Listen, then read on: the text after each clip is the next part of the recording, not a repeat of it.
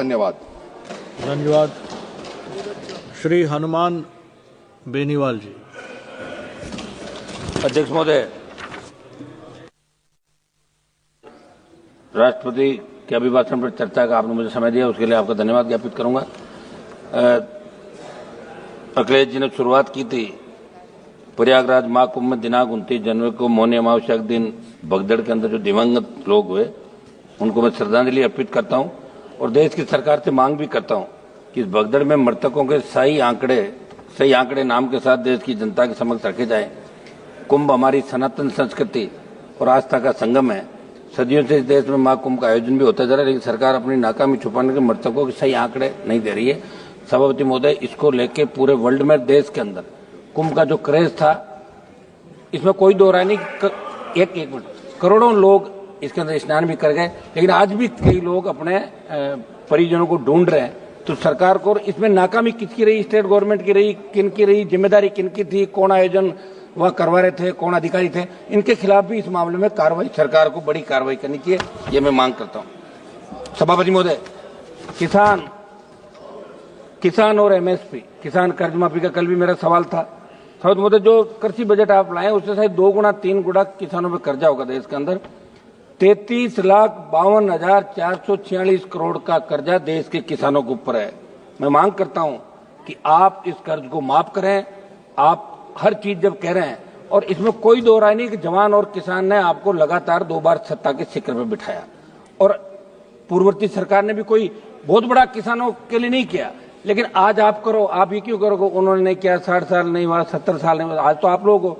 तो किसान कर्ज माफी की मैं मांग दोहरा रहा हूं कि पूरे देश के अंदर राजस्थान सहित आप किसान का कर्जा माफ करें। एमएसपी खरीद पे जो गारंटी कानून की आपने बात करी थी, तीनों कृषि बिल 700 किसानों की शहादत के बाद आपने लिए, तो मैं मांग करता हूं कि तमाम ये राइडर जो 25 क्विंटल का आप रखते हैं, 25 क्विंटल हम खरीदेंगे, बाद में नहीं हटाएंगे। इस राइडर को हटाते, बाद में नहीं कि राइडर को हटाते हुए तमाम खरीद आप करें, ये मैं आपसे मांग करता हूं। किसानों की आर्थिक स्थिति सुधरेगी, बूस्टर डोज मिलेगा। एक बार संपूर्ण कर्जा माफ करें, जिस तरह चौधरी देवीलाल ने 90 के अंदर 10,000 का मूल कर्जा जो ब्याज से शायद 1,80,000 2 लाख, तब आप लोग भी इसी चाहते हैं तो माफ किया था, ये मैं मांग करता हूं। सभापति महोदय, अग्निवीर जो लेके आए, निश्चित रूप से देश के अंदर हमारे जवानों के अंदर जज्बा था। बहुत रैलियां, मेरा घर स्टेडियम के सामने नागौर के अंदर बच्चे दौड़ने के लिए आते थे, शेखावाटी के अंदर, हरियाणा, यूपी, पंजाब। लेकिन अग्निवीर आने के बाद जो सेना के अंदर क्रेज था जाने का, वो खत्म हो गया। मंत्री जी, आप मेरी तरफ देख रहे हैं, इसके अंदर आप करें कि हमारे बच्चे सेना के अंदर जाएं। और इन्होंने, रक्षा मंत्री जी ने एक बयान दिया कि अग्निवीर को लेके जाने की इच्छुक युवाओं और सेना के सम्मान को हम लोग बहुत रख रहे हैं, और लिखा कि अग्निवीरों को कार्यमुक्त होने के बाद कौशल प्रमाण पत्र दिया जाएगा। तो कौशल प्रमाण पत्र के लिए सेना के अंदर थोड़ी जाते हैं। हमारी जो सेना है, वर्ल्ड की सबसे नंबर 1 सेना, थल सेना, हमारी एयरफोर्स, हमारी नेवी। तो मैं मांग करूंगा कि अग्निवीर की योजना को समाप्त करके पूर्व की भांति सेना भर्ती रैलियां चालू की जाए।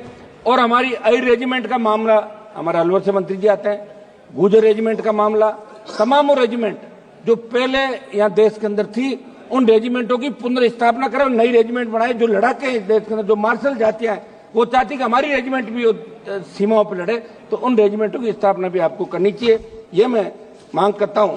सभापति महोदय, हमारे राजस्थान के अंदर पेपर लीक के मामले बहुत हुए पूर्ववर्ती सरकार के समय, और अब भी एक आध पेपर लीक की घटनाएं हुई।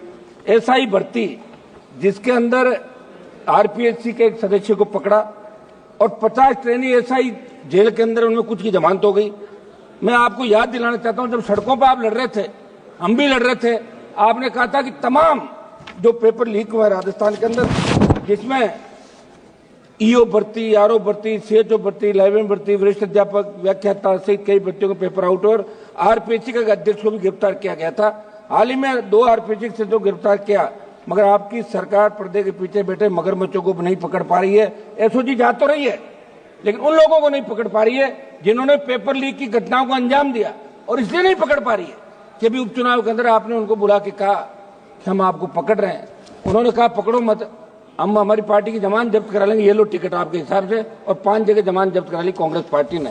तो मैं मांग करूंगा कि आप इस एसआई भर्ती को रद्द करें, कोर्ट का बहाना नहीं बनाएं, आपके नेताओं की डिमांड थी, स्वयं मुख्यमंत्री सड़कों पर कह रहे थे कि हमारी सरकार मिलती तो हम ऐसा ही भर्ती रद्द करेंगे। तमाम उन भर्तियों को जिनके लोगों को पकड़ा रद्द करके एक नया संदेश राजस्थान और देश के अंदर दें।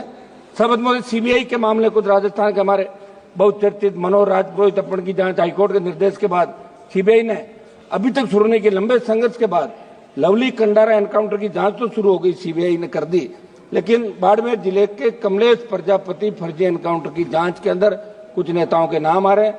वो जांच सीबीआई ने अभी चालू नहीं की। हम चाहते कि इसमें क्या कार्रवाई सदन को मालूम पड़ना चाहिए। जोधपुर में अनिता जाट हत्याकांड के मामले में स्टेट पुलिस द्वारा चार्जशीट दाखिल करने के 5 दिन बाद सीबीआई ने एफआईआर दर्ज की है। मैं बात इसलिए कह रहा हूं कि सीबीआई पर लोगों का भरोसा है, इसलिए सीबीआई राजस्थान से जुड़े तमाम मामले जो दिल्ली में पेंडिंग है, हमारे 4 मंत्री राजस्थान चाहते हैं, स्वयं लोकसभा अध्यक्ष भी राजस्थान चाहते हैं, मैं उनको भी कहना चाहूंगा कि सीबीआई के मामले के अंदर त्वरित अनुसंधान होकर दोषियों के खिलाफ कार्रवाई करें तो कड़ा संदेश अपराधियों के अंदर जाएगा।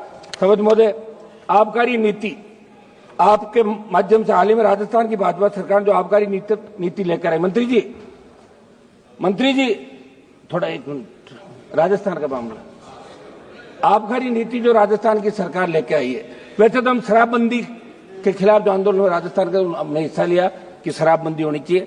शराबबंदी आप बार बार कह रहे हो कोई आर्थिक स्थिति ठीक नहीं है, बड़ा रेवेन्यू मिलता है, बंद नहीं कर रहे हो, तो आप इतना तो कर सकते हैं कि जो आबकारी नीति आप ला रहे हैं उसके अनुसार अलग अलग दुकानों के स्थान पर समूह को ठेके दिए जाएंगे। वही रेड पार्टियां पुरानी बांधी, वही शराब माफिया पनपेगा राजस्थान के अंदर, मुश्किल से मुक्त हुआ है राजस्थान। इसलिए मैं मांग करता हूं कि इस आबकारी नीति को समाप्त करके एक्स आर्मी जो रिजर्वेशन दुकानों के अंदर रखा, हजारों लोगों को रोजगार मिलेगा, उनका रोजगार छीन के कुछ समूहों को ठेके आप नहीं दे। आबकारी नीति के अंदर बड़ा खेल हुआ है। तो समझ में आपके माध्यम से सरकार से मांग करूंगा कि भारतीय जनता पार्टी की सरकार इन नई आबकारी नीति को लागू नहीं करे और पूर्व की भांति जो दुकानें चल रही है उस हिसाब से राजस्थान के अंदर दुकान आवंटित करें और दूसरे जो हमारा एक्स आर्मी दूसरा कोटा है ताकि उनको रोजगार मिल सके। समझ महोदय, उत्तर प्रदेश के अंदर आबकारी नीति के अंदर बदलाव राजनाथ सिंह जी ने किया था। पहले भी वहां ऐसा चलता था और आपकी सरकार ने भी वहां दुकान देने का काम आपकी सरकार ने किया, इसलिए आप अपनी सरकार के उस निर्णय को बदलने का काम नहीं करें। समझ महोदय, निवेश के अंदर प्रधानमंत्री जी राजस्थान में विसर्जन राजस्थान नाम के कार्यक्रम का उद्घाटन किया। मैं आपके माध्यम से सदन को बताना चाहता हूं कि प्रदेश में उद्योगों से जुड़े निवेश लाने के लिए इस तरह का कार्यक्रम किया गया, अरबों रुपए खर्च करके इसका प्रचार किया। एक तरफ, दूसरी तरफ राजस्थान राइजिंग से प्रदेश में निवेश की तैयारियों के बीच 20% निर्यात घट गया। कारण यह कि भारत सरकार के कस्टम विभाग के बड़े अधिकारी ने राजस्थान में बार बार जांच आपत्तियों के नाम पर व्यापारियों को तंग करना शुरू कर दिया था। समझ महोदय, महंगाई के बारे में बताना चाहूंगा कि सरकार ने अभिभाषण में आत्मनिर्भर भारत और अर्थव्यवस्था के विकास की बात की, लेकिन जमीनी हकीकत कुछ हो रही है। महंगाई चरम पर, आम जनता की क्रय शक्ति लगातार घट रही है। खाद्य पदार्थों, ईंधन, रसोई गैस, दवाओं की कीमतें आसमान छू रही है। पेट्रोल डीजल के दामों में लगातार बढ़ोतरी हो रही है। 2014 से 24 के बीच अंतर्राष्ट्रीय बाजार के अंदर प्रति बैरल क्रूड ऑयल की कीमतें घटी थी, लेकिन आपने फिर भी 100 रुपए से ज्यादा पेट्रोल डीजल पे कीमत आप ले रहे हो, तो आम आदमी को आप राहत दें, वो आपका मतदाता है। ये मैं मांग करता हूं। समझ महोदय, फसल बीमा, सबसे बड़ा घोटाला फसल बीमा के अंदर हो रहा है। अब आपने एक नया कर दिया क्रॉप कटिंग, और अगर फसल आपने बो दी और उगी नहीं तो उसका ही आप उनको बीमित कर रहे हो। जो खड़ी फसल है उसको भी श्रेणी के अंदर लिया जाए। और फसल बीमा कंपनियां जो है, हम दिशा की मीटिंग के अंदर बुलाते, दूसरे उसमें बुलाते, कोई आता ही नहीं, कोई सही जवाब नहीं देता। तो फसल बीमे का, प्रधानमंत्री फसल बीमा का जो आप प्रचार कर रहे हो, प्रत्येक व्यक्ति को राहत मिले, प्रीमियम लेने के बाद उसका हक भी बनता है। इस दिशा में फसल बीमा में सुधार आपकी सरकार को करने चाहिए। समझ महोदय, ये जो क्लेम कई लोग फर्जी तरीके से उठा रहे, एक रिपोर्ट के मुताबिक इन दिनों जिले के 8 मेरी गांव में 2000 खेतों का 300 करोड़ का क्लेम फर्जीवाड़े से उठा लिया। ये प्रधानमंत्री जी फसल बीमा योजना की सार्थकता का लाभ असली एक मिनट साहब सुनो, 1 मिनट में समाप्त कर रहा हूँ सभापति जी, 1 मिनट सभापति जी, 1 मिनट, 1 मिनट, आधा मिनट, एक विषय हो रहा है मेरा, तो इस पे फसल बीमा पे नए सिरे से करें। एक विषय हमारा लोड से मंत्री जी आ रहे हैं सर, मुख्यमंत्री जी को 1 मिनट साहब, सभापति जी आधा मिनट साहब, आधा मिनट सर, हम रात को 12 बजे तक कोरम पूरा करते हैं, ऐसे क्या कर रहे हो? आधा मिनट दे साहब। सभापति जी, अभी हमारे राजस्थान पुलिस के सहायक उप निरीक्षक स्वर्गीय सुरेंद्र कुमार चौधरी ने 11 दिसंबर 2024 को राजस्थान के मुख्यमंत्री महोदय के काफिले की सुरक्षा करते हुए एक गाड़ी तेज आ रही थी, प्राणों की आहुति दे दी। और अलवर से हमारे मंत्री जी आ रहे हैं, इनसे भी मिले, उपराष्ट्रपति से मिले, और मुख्यमंत्री जी उनके घर पे भी गए। शहीद का दर्जा देना, उनके परिवार को आर्थिक परिलाभ देना, और नायब तहसीलदार की नौकरी तो मांग रहा है, कौन सा आप कलेक्टर बना रहे हो? पहले भी आपने बनाई राजस्थान के अंदर। ये किसान का बेटा है, सादत दी है, और पूरे देश में संदेश। एक बार समाप्त तो करना था, समाप्त तो करूँ नहीं, समाप्त 30 सेकंड समाप्त दे दिया हम आपको। लोग तो 15-15 20 मिनट भाषण झाड़ गए। नहीं, आप समाप्त नहीं, समय से समाप्त कर रहा हूँ, समाप्त तो करने दें। मैडम आप सभापति जी समाप्त करने दें, इस तरह मत करें साहब। आप समाप्त। Yes madam, please carry. सभापति महोदय, माननीय राष्ट्रपति महोदय के अभिभाषण पर आयोजित इस चर्चा में आपने मुझे प्रतिभाग करने का अवसर प्रदान किया, इसके लिए मैं आभारी हूं। माननीय राष्ट्रपति जी ने